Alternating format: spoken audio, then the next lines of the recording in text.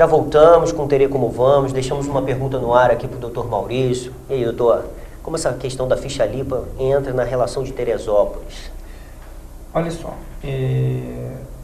entra sobre dois aspectos, né? Se nós analisarmos do ponto de vista eletivo, do ponto de vista eleitoral, a lei que fala sobre ficha limpa, que é a Lei Complementar 135, que altera a Lei Complementar 64. A Lei Complementar 64 fala dos casos de inelegibilidade.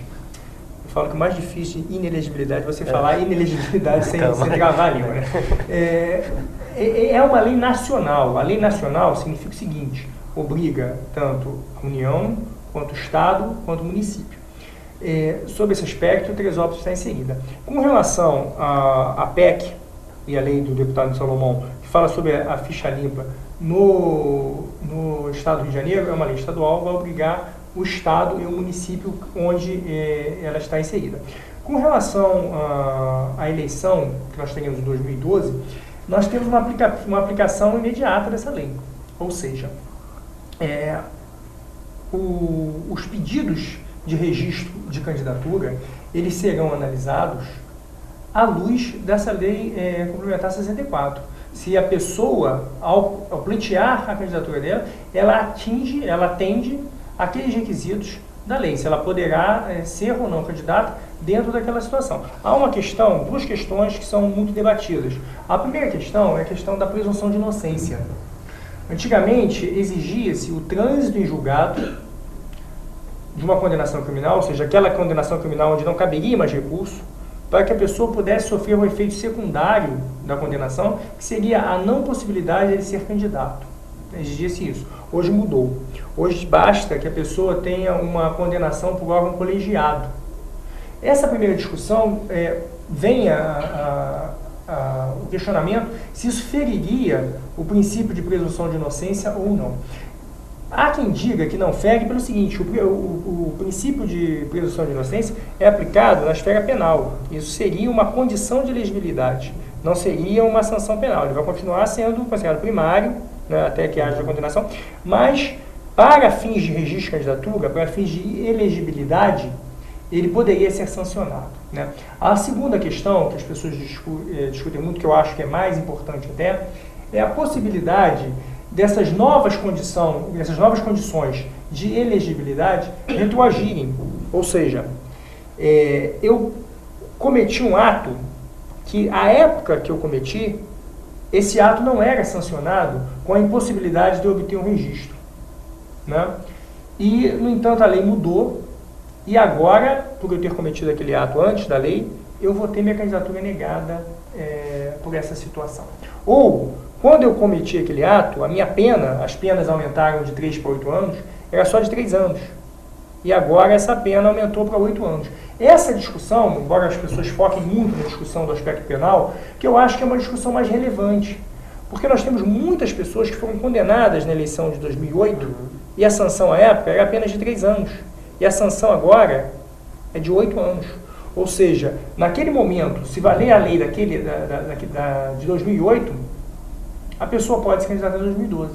Mas se passar a valer o texto da Lei Complementar 135, que é de 2010, que aumenta esse prazo sancionatório para 8 anos, uma pessoa condenada em 2008 não poderá ser candidata em 2012, porque a pena dela vai aumentar para 8 anos. Essa questão, que não foi enfrentada ainda em sua totalidade pelo Supremo Tribunal Federal, que eu acho que é a questão mais relevante.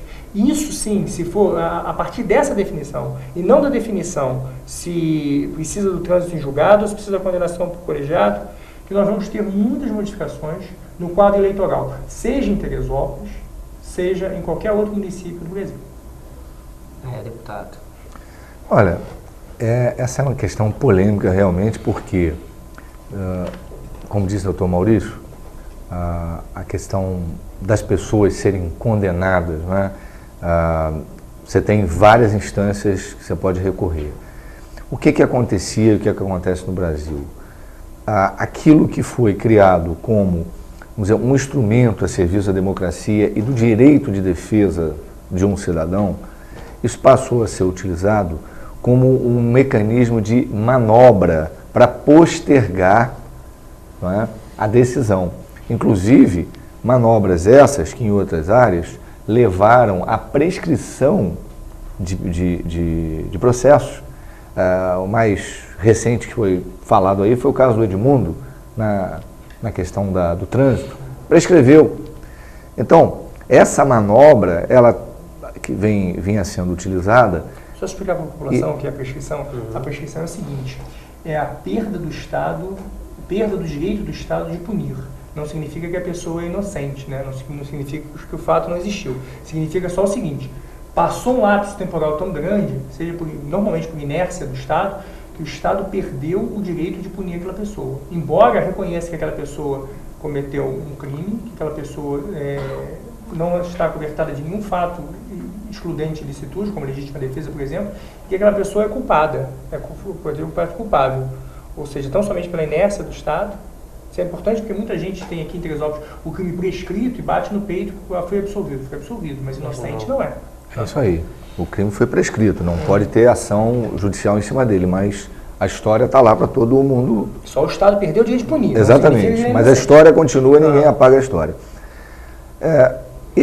Esse fenômeno, então, Léo, ele nos coloca realmente diante dessa questão, quer dizer, você vai, vamos dizer assim, inibir um direito antes do chamado transitado e julgado?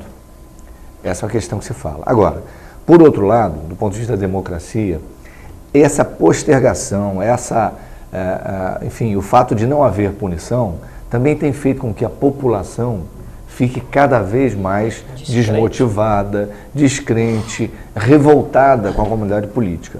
Ora, nós sabemos que um país, um Estado, ele se organiza politicamente, não existe forma de convivência na sociedade sem uma organização política. Então, nós precisamos voltar a valorizar a política, voltar a valorizar os gestores públicos, para que a população também sinta, vamos dizer assim, sinta retribuída naquelas exigências que ela faz e que são necessárias mesmo, de um comportamento ético, de uma atitude de respeito ao dinheiro público. E quando isso não existe e não há punição, passa para a população, inclusive para os jovens, o quê? Ora, se lá em cima roubam, se lá em cima fazem tudo isso, por que eu aqui embaixo não vou fazer? Eu costumo dizer uma coisa interessante, o exemplo é sempre o argumento mais convincente, né? E a questão não é o excesso de leis, a questão é se as leis são aplicadas ou não. Eu acho que a questão da punibilidade é uma coisa fundamental. Por exemplo, que você falou, a pessoa tem uma referência, né? A pessoa acaba achando, não, eu posso, então, se lá não acontece nada, eu posso delinquir, comigo não vai acontecer também. Quando você explicava aí os três efeitos, né, de um processo, de uma ação, não é? Um deles é uma ação pedagógica, né, de fazer preventiva para que as pessoas saibam que se ultrapassarem aqueles limites, né, vão ter punição. Quando o camarada rouba, quando o camarada utiliza o dinheiro público, quando faz, né, do dever público, né, coloca o seu interesse pessoal, e se ele não tem uma punição, é um exemplo muito ruim, a sociedade precisa reagir. É por isso que tivemos milhões de assinaturas pelo Ficha Limpa. Eu acho que essa questão, doutor Maurício, sobre essa questão da Ficha Limpa, agrega mais ainda a possibilidade de trazer justiça social e uma justiça para que aconteça justiça em relação a essas impunidades que a gente vê todo torto e direito acontecendo, né, Mauro? Não, com certeza. O que eu queria deixar falar até para a população é uma coisa que a lei da Ficha Limpa decorreu de luta, né? Decorreu da população pressionar, seja a Ficha Limpa no âmbito eleitoral, seja a Ficha Limpa no Estado. Não existe conquista sem que exista a luta, né? Essa luta pode ser pelas suas reivindicações, pode ser também pela população, de uma forma, de uma iniciativa própria, escolher bem quem ele vai votar, né? Porque o impeditivo legal existe, mas existe também a liberdade da população, na hora de escolher seu representante, seu candidato, saber em quem está votando. Eu acredito que através de uma lei dessa, a gente pode começar também a participar da questão da organização social, né? Falta muito ainda, nós sabemos que muitas pessoas não sabe o que a política, né, que nasce o lacaio, como o Bertold Brecht sempre fala, né, o analfabeto político, precisamos nos preparar melhor para votar. E talvez essas leis nem precisariam estar acontecendo, a gente está se concentrando em outras coisas, né, deputado? É verdade. Mas é a sociedade que vivemos, é a sociedade que queremos mudar, é a sociedade que o Terei Como Vamos vai sempre estar de olho. Muito obrigado a você que esteve conosco, doutor Maurício, muito obrigado pela sua presença, sabe que você vai estar mais vezes aqui sentado conosco. Deputado, muito obrigado também pela lei, por estar aqui, mesmo estando doente aí, né, que eu acho que o pessoal aí que já te conhece sabe que o senhor está... Garganta ruim. É isso aí, amigos, Terei Como Vamos, entre em contato conosco sobre o e-mail que está aparecendo aí, dê sugestão, traga para também informações sobre o que está acontecendo em Teresópolis, estará aqui no ar conosco. Se você quiser participar, esteja conosco. Terei Como Vamos, termina aqui, até semana que vem.